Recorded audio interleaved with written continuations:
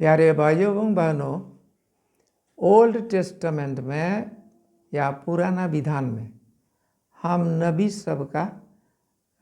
सब के बारे में हमने सुना है बहुत बार।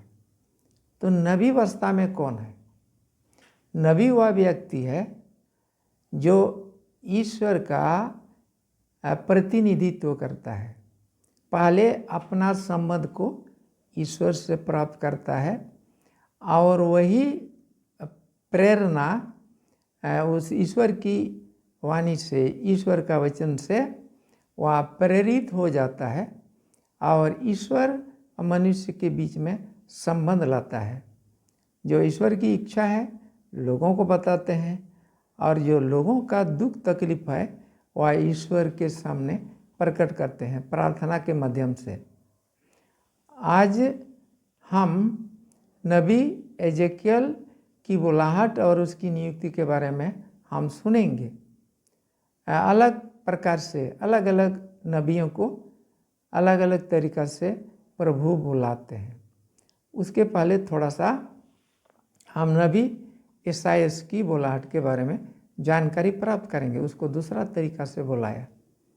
एक दिन नबी ईसायास मंदिर में प्रार्थना कर रहा था। प्रार्थना करते समय मंदिर धुआं से भर गया और उसने दर्शन में सेराफिन को देखा। जैसे ही देखा उसका मन में एक प्रकार की भावना जाग उठी।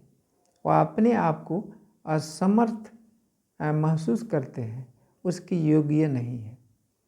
जैसे उसने मन में यह बात सोची और कहने लगा, हाय मैं तो मारा गया क्योंकि मैं तो पापी मनुष्य हूँ। उसी समय एक सेराफिन वेदी पर जो आग जल रही थी चिमटा से लेकर के एक अंगार को लेता है और नबी का ओठ को पर स्पर्श करता है, उसको जलाता है और कहता है, तुम अभी शुद्ध हो गए हो, तुम्हारा पाप मिट गया है, पवित्रता आ गई है। नबी ईसायास को इस तरीक़ा से बुलाया। ये हम इसको पाते हैं नबी ईसायास का ग्रंथ 6:7 में।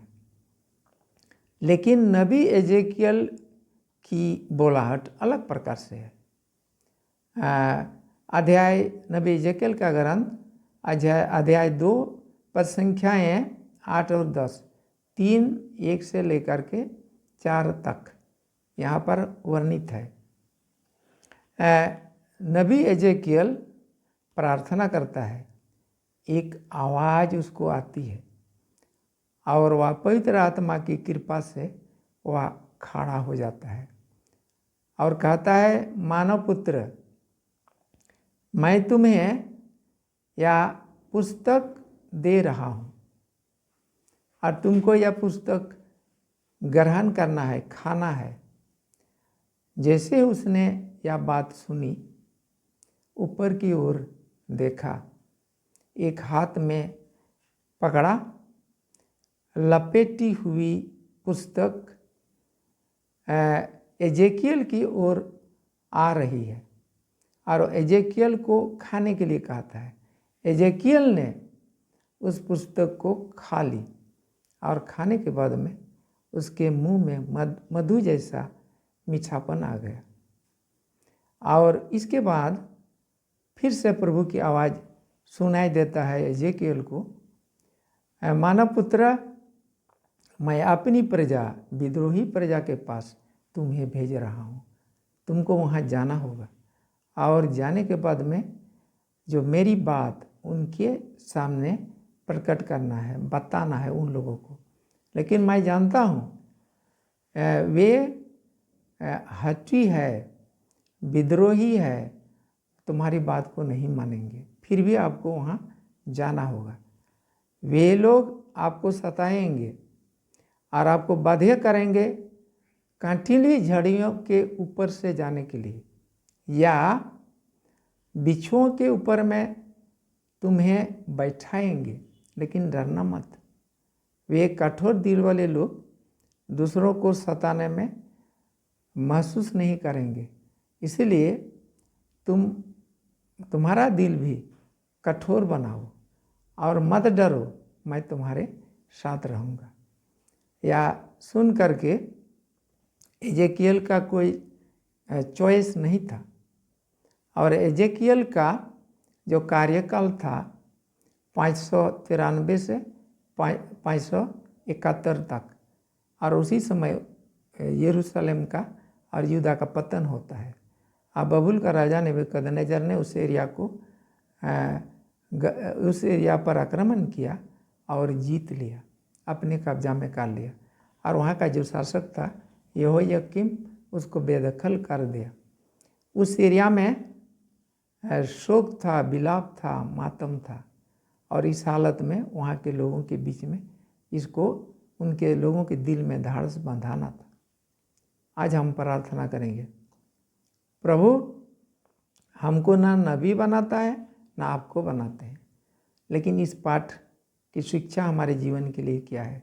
छोटा छोटा कार्य, ऐसा काम जहाँ हम नहीं चाहते हैं, और प्रभु की इच्छा वहाँ है, हमको जाना पड़ेगा और उस काम को करना है। जीवन एक संघर्ष है, अब मनुष्य को जीवन में संघर्ष करना सीखना है। बिना संघर्ष से पूर्ण रूपेण जीवन की प्राप्ति नहीं होती है। आज हम प्रार्थना करेंगे। वैसे तो आध्यात्मिक रूप में मनुष्य हमेशा संघर्ष करते रहते हैं, आध्यात्मिक रूप में विशेष करके हम यदि संघर्ष करेंगे, जीवन को शुद्ध बनाएंगे। एजेकियल ने तो ईश्वर की ओर से वरदान मिला, ज्ञान की पुस्तक उसने खा ली, जो जबकि उसमें लिखा था शोक, विलाप और मातम। अपना दुख को उसने मीठापन में बदल दिया। हम भी अपने जीवन में यदि प्रभु की इच्छा को समझ जाएंगे तो अपना जीवन को हम सुंदर बना सकते हैं। आज हम प्रार्थना करेंगे अपने लिए। यदि हम भी कभी कभी अपने जीवन में दुविधा में पड़ जाते हैं और लक्ष्य तक पहुंचने में असमर्थ हो जाते हैं, बहुत से कठिनाइयाँ आ जाती हैं रास्ता में और हम डर जाते हैं, हम भी एजेकियल के समान दिल को कठोर बनाएं और जो उचित है हमें उसे करना है। हमारे सामने बहुत से चुनौतियाँ होंगी, उसको सामना करते हुए आगे हम बढ़ते जाएंगे। यदि हम बढ़ेंगे प्रभु हमारे साथ रहेंगे। आइए, आज की जो प्रार्थना सभा है प्रभु हम लोगों के बीच में है। प्रत्येक जन के दिल में प्रभु निवास करते हैं और हम सबों को हमेशा आशीर्वाद देते रहते हैं। सबों को फिर से जय यीशु।